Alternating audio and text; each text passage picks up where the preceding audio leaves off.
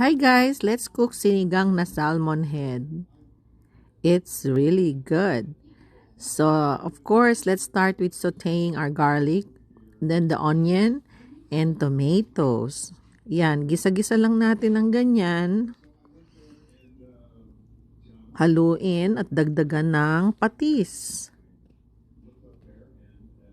Pagkatapos, ay ilagay na natin yung ating fish. So, maraming omega fatty acid ang salmon. Then, nilagyan ko lang siya ng 2 cups ng tubig. Kasi mas gusto ko maraming sabaw. So, ayan, kumulo na siya.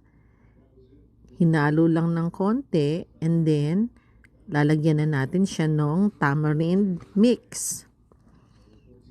So, gusto ko rin mas maasim kaya dinagdagan ko. So, nilagay ko na rin yung aking okra at talong. And then, takpan lang natin at pakuluan ng konti hanggang sa lumambot na ang ating mga gulay. Ayan, kumukulo na siya. Nilagay ko na rin yung aking sili. Nag-iisang sili galing sa aking garden at saka yung mga kamote tops. Talbos ng kamote galing sa likod ng bahay. So, iboboy lang natin ng konti hanggang sa maluto na ng husto yung ating mga gulay. And then, ready na rin i-serve. Titikman natin siya. Hintayin ninyo. So, ayan, sinasandok ko na. Make sure nakuha ko yung belly. Kasi yan ang pinakamasarap na parte. Diba? So, ayan na. Tikman natin ang masarap na sinigang na salmon head.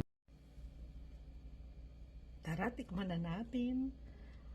Diyos ko, nagka-crave talaga ako ng sinigang na salmon.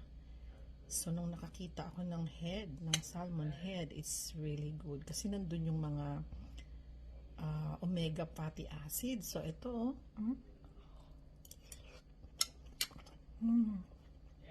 sarap. Super sarap. Ang asim niya. Itong sili, harvest ko sa likod ng bahay, and then the talbos ng kamote din. So, yung okra ko wala na, tsaka yung talong. So, oh my God, sabaw pa lang, ang sarap-sarap. Kain nyo to, ang sarap. Thanks for watching.